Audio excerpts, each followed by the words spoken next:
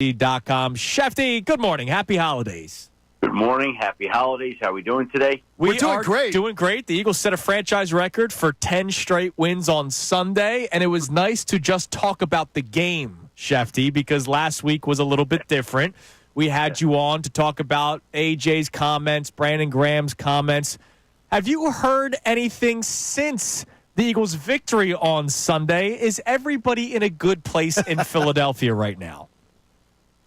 Well, if you're not going to be in a good place when you have a all-time franchise record win streak of 10 games, like there's never been another Eagles team in the history of the entire franchise ever had a win streak as long as this one, right? It's, yeah, I mean, look, there's always things you're working through. It's a dynamic of a large group of individuals, and there are always going to be little things that come up. But when you're rolling along like that, those things get deodorized, and you move on, and it doesn't matter quite as much. Now, if you're having the kind of season that they did last year and crashing and burning, then all those things carry your shows for weeks. And it's just, I don't believe it's like that anymore. Like, to me, what you saw on Sunday was so predictable. Are you going to tell me in a week where there was as much drama surrounding Jaylen Herz and that A.J. Brown wasn't going to catch a touchdown and they weren't going to celebrate? I mean, the scriptwriters had that. That was so simple to write. I can tell you, Adam, I'm just looking at the last 5 weeks where the Eagles have given up 86 points, by the way, in 5 weeks, the amount of points that the Bills have given up the last 2 weeks. And they have wins over 4 playoff teams. Commanders, Rams, Ravens, Steelers, currently in playoff position. Yeah. Is there any box that you believe this Eagles team has left to check as far as the sniff test? You know, I'll tell you the other thing that's really interesting. You just mentioned Commanders, Rams, Ravens, Steelers. And then they had that one Panthers game snuck in there, too. I got it. But what you didn't mention during that time is that the Detroit Lions lost half their roster to injury. So not only are the Eagles improving, ascending, winning, all those things, I know Dan Campbell is not going down without a fight. I know they still have a lot of players. I know they'll still be able to outscore some teams. I know they're still going to win a lot of games. It's a great Lion team. But it is not the same Lions team. It's just not. When you take David Montgomery, Ali McNeil, Carlton Davis, just 3 more players that they lost this weekend, out of the equation,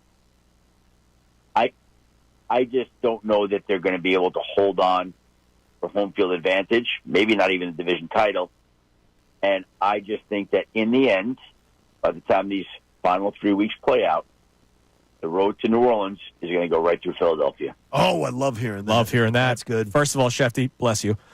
Second of all, Thank you. So how do the Eagles handle their business, Shefty? We've been kicking this around today during the show because the 1 seed is still very up for grabs. As you just mentioned, the Lions are dealing with injuries left and right.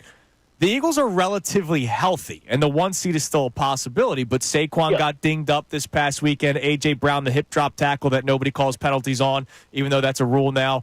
A.J. Brown got pulled down and messed up his ankle a little bit. How do teams handle their players, their key players, this late in the season when there are still opportunities like a 1 seed to grab? I think you just handle it the way you've handled it all year long. You know, until there's no reason not to handle it that way, you're playing to win. And if the guy can play, he's going to play. And if he can, he's not. I don't think anything's changing right now. I mean, maybe you can be a little bit more conservative. Maybe. I don't know how that manifests itself exactly. But I don't believe that you're going to change very much. Like you're not taking your foot off the gas pedal right now is my point. You're just not doing that. And, you know, if the number 1 seed's locked up, okay, then. But you know what? If the number 1 seed's locked up, you're getting a bye week anyway. And too much inactivity is a bad thing. I know it's easy to say because as soon as you lose somebody to injury, you're like, they should have been resting, should have been playing, whatever it is. I over time have grown to subscribe to the theory that you're playing your guys. If there's a game and there's stakes and there's meaning, you're playing your guys. You know, they play through injury all the time. And if they're good enough, then they'll have a bye, and then everybody rests because they have to. No one who potentially would be in their path to get to New Orleans, trying to get past maybe it would be if they're a 2-seed, it would maybe be Commanders and the Vikings and the Packers. Do you think it's more likely that the Eagles will be carried by their defense or their offense? I actually think, John, that it's a balance, and that's what makes them is. I'm not going to give one side an advantage because the defense has played tremendous and really come on, and the offense is the offense, and it's and they complement each other. And there's a certain pressure that comes along with playing the Eagles, knowing, that you're going to have to come through on those two sides of the ball when it's really difficult to do when they're really talented on all sides. You're like, and again, I think if you go back and look at this also, like, this is a team that over time has replaced how many starters from like last year in the Super Bowl? It's been a lot of changes, and this is a team that during the off season lost Jason Kelsey and lost Fletcher Cox, and they lost two leaders like that, right? And so that's something that they were able to overcome. That you look at what they've done and the talent they put together. I'm just telling you, it's pretty impressive. Everything. I took some notes. I was going over some notes yesterday. I'm just looking if I can find it right now on my computer. If I can get it open, I'll let you know. Okay. Don't cut that. Don't cut that. Take your time with that one, Schefty. Hold it. Take your time. Schefty, speaking of taking notes, you talk to people all the time, all over the league, and you probably get insight on certain players. And I think about Jaylen Herz, a guy who has checked what seems to be every single box, and even this season, but there's still a certain tone that people use when they talk about Jaylen Herz. How do people balance the fact that all he does is win? At least that's what it seems like. All he does is win. And yet people still don't necessarily think he's one of the best quarterbacks in the NFL. Well, here's the deal. If they're wrapping up the number one seed and he leads them on a playoff drive that results in the Super Bowl parade, I guarantee you that Jaylen Herz is going to get all the flowers he wants. Like, it doesn't matter whether you think people are or aren't giving him the props he deserves. Like, he's discussed as one of the best quarterbacks in the game. Okay, he's not thought of, I don't think, right now, like Mahomes or Allen or Lamar Jackson. He's probably considered a notch below, but guess what? If they're winning, his stature is going to be elevated. His respect is going to be elevated. The way people talk about him is going to be elevated. And I did get my notes open, by the way. Like, the Super Bowl, they had there are 8 new starters on defense from the Super Bowl in 22. 8. Like, that's a remade defense, right? So you look this year, and they very well may have the defensive rookie of the year, right? They signed probably as good an offensive free agent as they could in Saquon. Defensive free agent Zach Bond, Mekhi Becton became a starter. Lost those 2 guys. 7 new defensive starters this year from last year. 7. That's incredible. 7. Okay? And they're rolling along right now. We're looking at some of the moves other teams made. Look at what Atlanta did with Kirk Cousins. This is a team that opted to extend Jordan Mailata, Devontae Smith, A.J. Brown, Leonard Dickerson, Josh Sweat. Like, they picked the right guys to sign, right? So, they're just in a great spot right now. They're winning. Look, when you win 10 straight games, everything's hunky-dory, and it is right now for them. You think they're the best team in the NFL right now? Right now, them or Buffalo. I mean, doesn't matter. When you give up 86 points in 2 weeks, I know they won.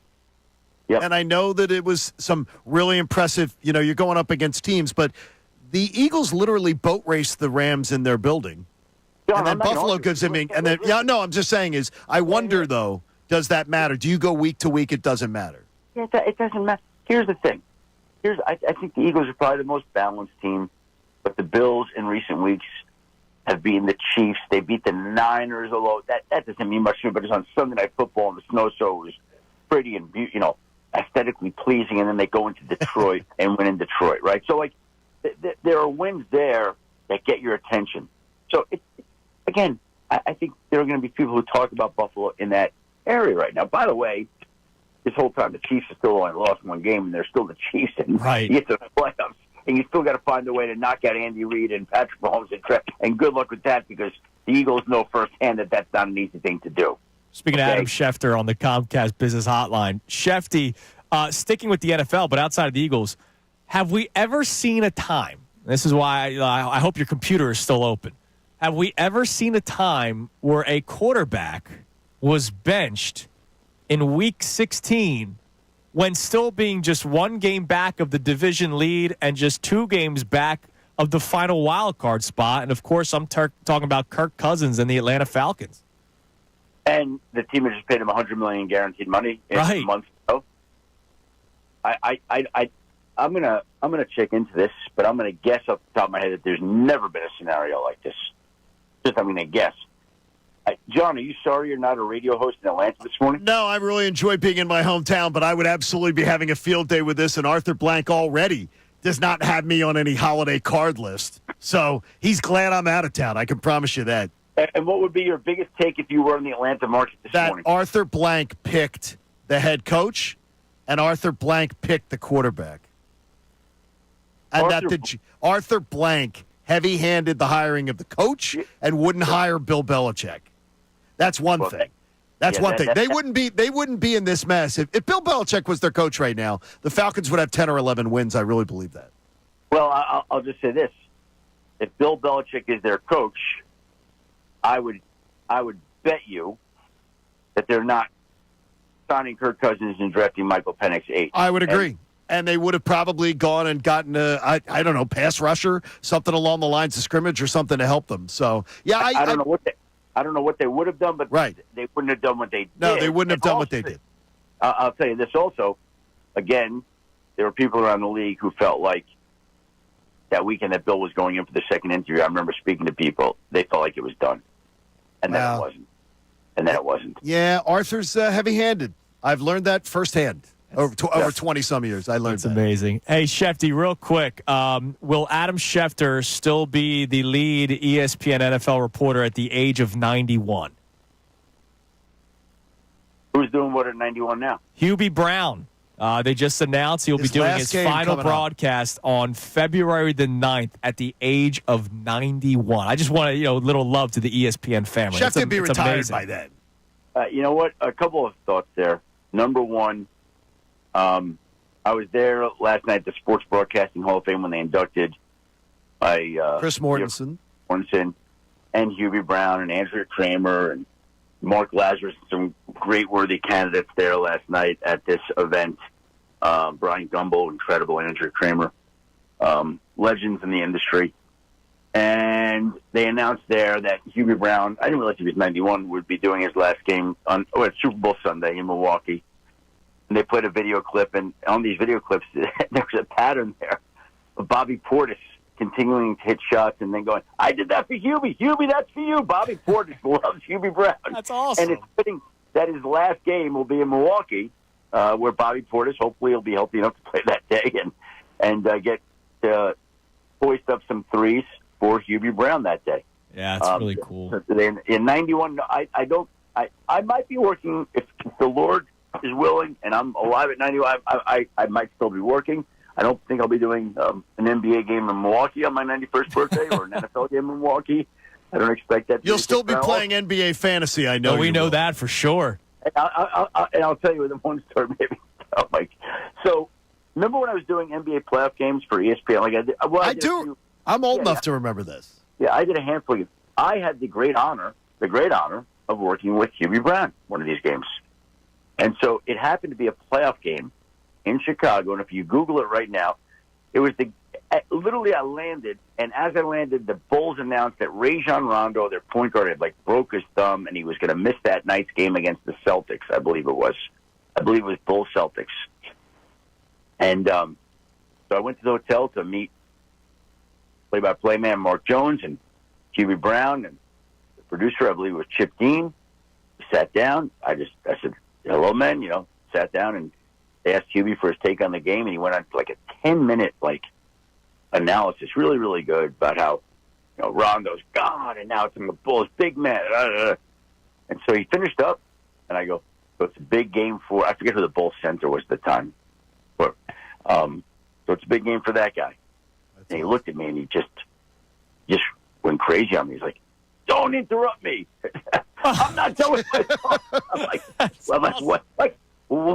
What? And he's still incredible at 91 years old. It's amazing, man. A lot of fire from Hubie Brown, and I experienced it firsthand. Absolutely. Well, we're looking forward to January with Schefty because we're going to have a great one. Yeah, we'll be off next week. It'll be Christmas Day 1 week from today. So, Schefty, happy holidays, man, and we'll talk to you in the new year.